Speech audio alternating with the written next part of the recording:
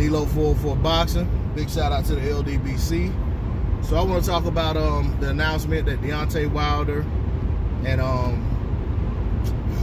Luis Ortiz, 2 rematches getting ready to take place in November on Fox. I do believe the date is the 23rd, but I may be off by a day or so. Anyway, we know it's going to be on a Saturday, so it's a Saturday around that, somewhere around the 23rd. If the 23rd is not Saturday, I'm driving, don't have a calendar in front of me to look at.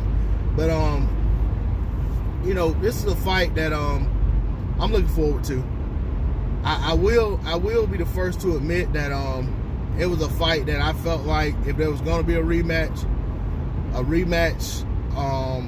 sooner would have been better than having it at this point. I think that if both guys fought one fight and then went right back into that rematch, it would have been bigger than what it is now. I think at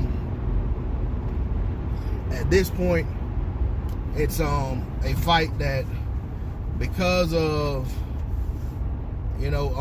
because of the way certain fights have shaped out, Deontay Wilder has to be, in my opinion, a much bigger favorite than he would have been had the fight taken place within like 6 to 8 months of it originally happened. But that said, it's still a fight I'm very excited about. I feel like Luis Ortiz looked very dominant in the fights after he lost to Deontay Wilder. He came back pretty quickly for a guy that got stopped at that level. A lot of guys take a good bit of time off. Case in point, even look at Mikey Garcia. He didn't even get stopped against Errol Spence Jr. And he's not looking like he's not even gonna have another fight this year. Whereas Luis Ortiz, after the Wilder fight, came back and fought. It was like less than 6 months, and then he had like 3 fights within a span of like maybe like 11 months, if I'm not mistaken. May have been a little less than that. I mean, he fought Travis Kaufman. He fought Christian Hammer, and he fought that Rajun. I forget how to say the guy's name, but anyway, I think it was Dinu. That wasn't Dinu. It was whatever his name is. The guy, he was like 6'8", had fought the guy had fought he fought Joseph Parker, but sometime before he fought Luis Ortiz. He went the distance with Parker.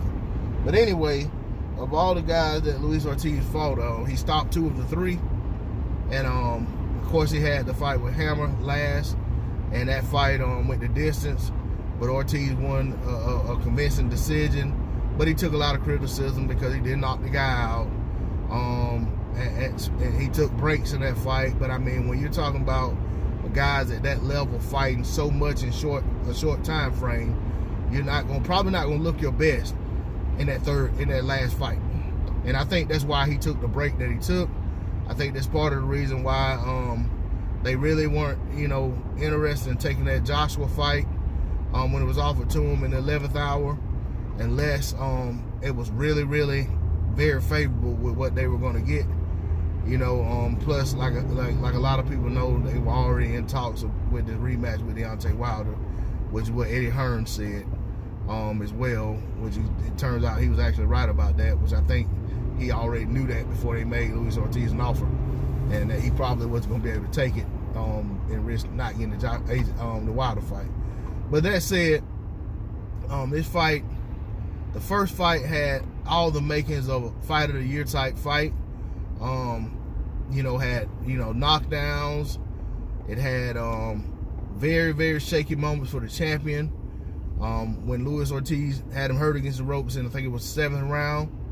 And Wilder weathered the storm and found a way to make it out of that round, and came back in the 8th round and started putting his punches back together, got his head clear, and found a way to get the stoppage. I think it was 10th round he got the stoppage. So that said, definitely a fan favorite fight, fan friendly fight, and I expect the second fight to be nothing less. Luis Ortiz is still dangerous. Luis Ortiz is still an excellent boxer. Luis Ortiz still has great power, not Wilder power, but really good power. And Luis Ortiz can hurt anyone. He can outbox anyone, and he's just not someone to be taken lightly. And just like before, This isn't a fight that I'm crazy about Deontay Wilder being in, but if it's a fight that he feels like he needs to take, or he wants to take, then I support that. I think that you know, if Deontay Wilder takes care of business and gets rid of Luis Ortiz in dominant fashion, then, you know, on to bigger and better things. Because, you know, there was a lot of criticism about Wilder giving extra time in the start of the 8th round and all that. So I think this is kind of how all of this came out, that he was like, you know, I'm gonna get this man, I'm gonna rematch this guy, because, you know, people wanna you know, talk and criticize as if, you know, I needed help from the ref or from the commission to win the fight. So I'm definitely looking forward to the fight. I'll go ahead right now and say I favor Deontay Wilder. I'm not gonna wait. I mean, I may give a better breakdown later, but I do favor Deontay Wilder to win the fight. I expect him to win the fight via stoppage, only earlier this time, because Luis Ortiz is not gonna come out being timid. He's gonna come out there to win the fight, and he's gonna come out there trying to stop Deontay Wilder, because that's the way Luis Ortiz fights. So we'll see what happens. Hopefully nothing gets in the way. You know, the fight's still a ways out. You know, hopefully both guys have a healthy camp. Get through the fight, get through camp with no issues, and come into the fight healthy and strong, and ready to give their best and give the fans another great fight of boxing action. But that's all I got to say on it. Please like, share, comment, and subscribe. This is D-Lo 404 Boxing. I'm out. Peace.